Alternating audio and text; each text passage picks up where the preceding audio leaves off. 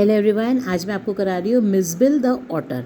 ये जो है लेसन 6 है और इसमें जो है स्टोरी है कि एक मतलब जो ऑटर पालता है ऑथर, वो सोचता है, पहले वो डॉग पालता था, अब वो सोचता है कि मैं एक ऑटर पालूंगा। तो उसकी एक स्टोरी है कि लोगों को लंदन में ये नहीं पता होता कि वो वहाँ का रहने वाला है, कैम्सफील्ड का। तो लोगों को वहाँ नहीं पता कि भाई जो क्या कहते हैं ऑटर क्या होते हैं। तो उसी के ऊपर बेस्ड ये कहानी है।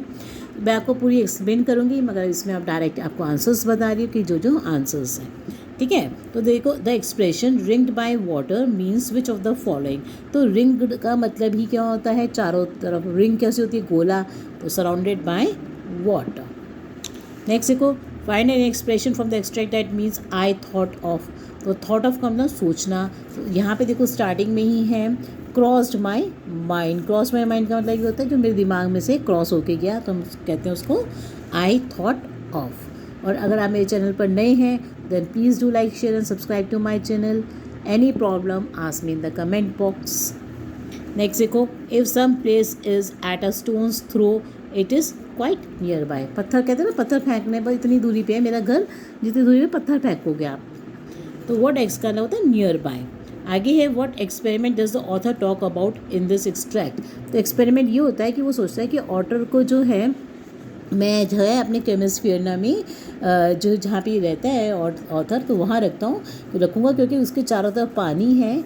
और जो है वहाँ पे जो ये होते हैं ऑटर, इनको मार्शी लैंड से लाया जाता है जहाँ पे दलदल होती है। तो उसको लगता है कि ये जगह उसके लिए बहुत अच्छी होगी क्योंकि चारों तरफ से क्या है, वो जगह पानी से घिरी हुई है।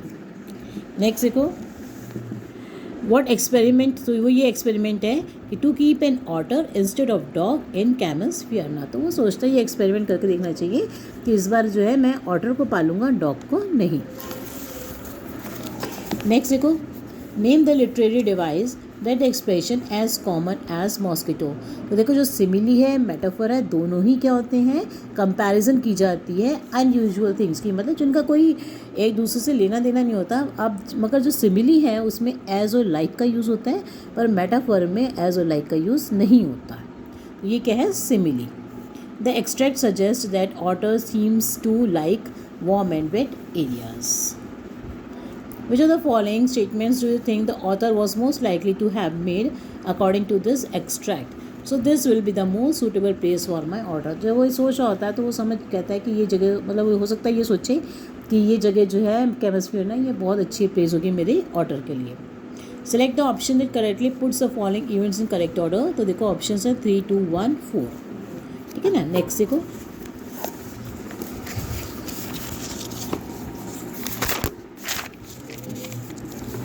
आगे आता है, ये देखो, द एक्सप्रेशन मिडिवली कंसीव्ड। मिडिवली कंसीव्ड का मतलब होता है N imagination of the middle edges.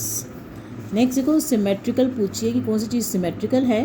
तो सिमेट्रिकल क्या होती है, ये होती है कोई चीज़ सिमेट्रिकल मतलब बिल्कुल से बराबर की हर तरफ से।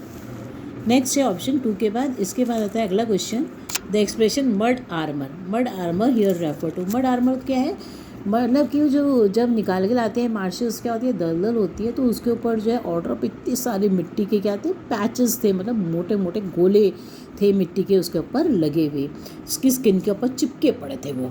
तो उसको कहेंगे, तभी वो कहता है मड आर्मर। तो उसको क्या है यहाँ पर meaning, thick patches of dried up mud on the order, क्योंकि वो ऑर्डर के ऊपर पूरी जो थी मिट्टी के डले जो पूरे जमे हुए थे।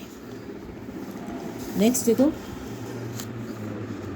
Do you think the author paints a favorable picture of the creature? हाँ, yes, he gives a favorable picture as one can imagine an animal living in marshes can look like. तो हम इमेजिन कर सकते हैं कि अगर किसी जानवर को दलदल में से निकाला जाए तो वो कैसे मिट्टी से लदा बदा होगा, ठीक है। वो गीली मिट्टी तो नहीं लेके आए ना, उसके बाद वो मिट्टी क्या हो, जब उसको निकाल लिया गया तो फिर वो जो है उसके ऊपर वो लेके आए होंगे तो सूख गई मिट्टी। जब मिट्टी सूख जाती है तो वो जम जाती है। तो बिल्कुल वैसी ही पिक्चर उसने, राइटर ने हमें दिखाई है।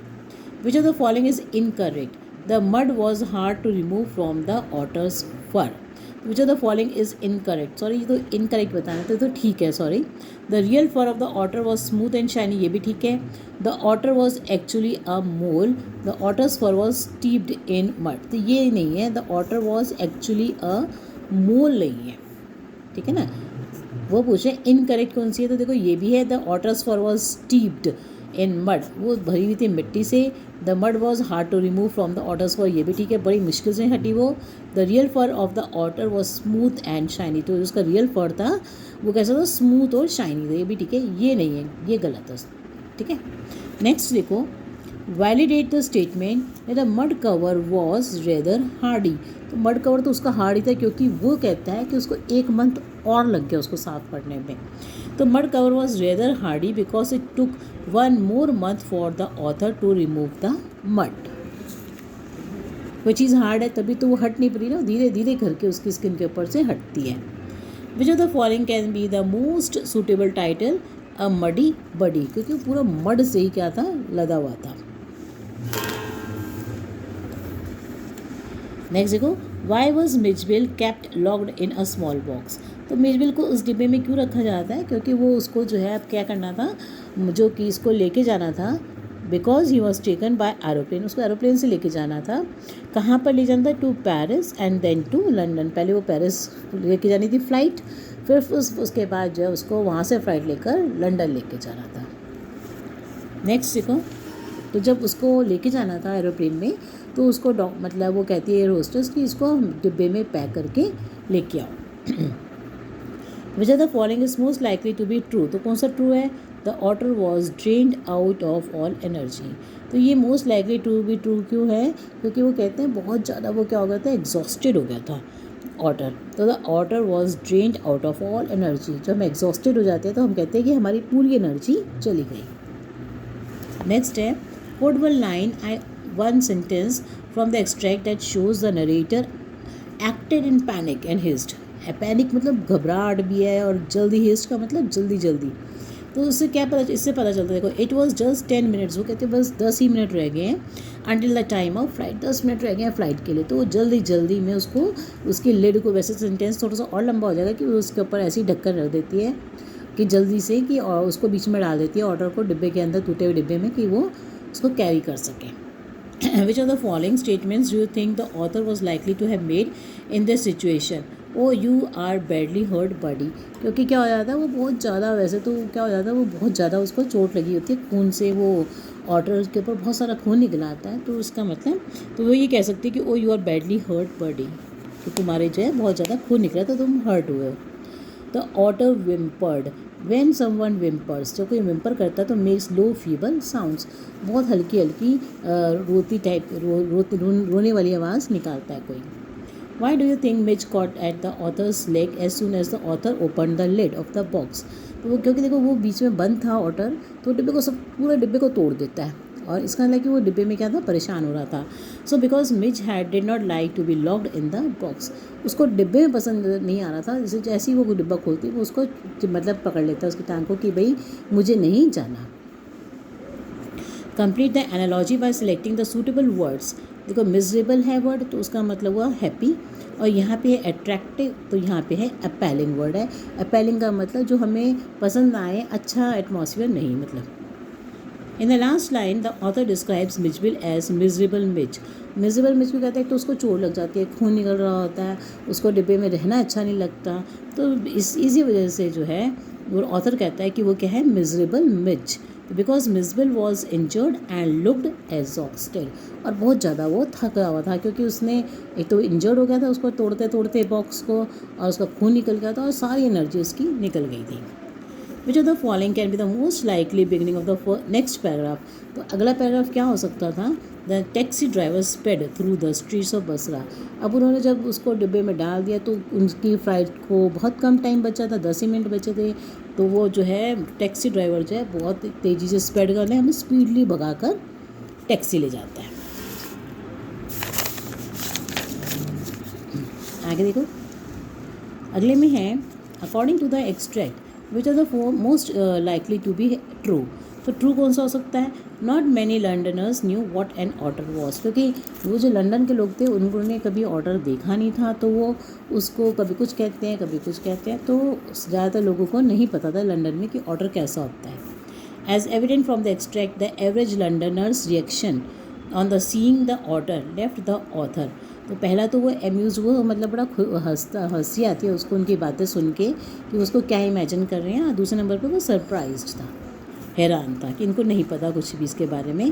Which of the following does not show the use of the word barrage, which of the following does not show the use of the word barrage as used in the extract।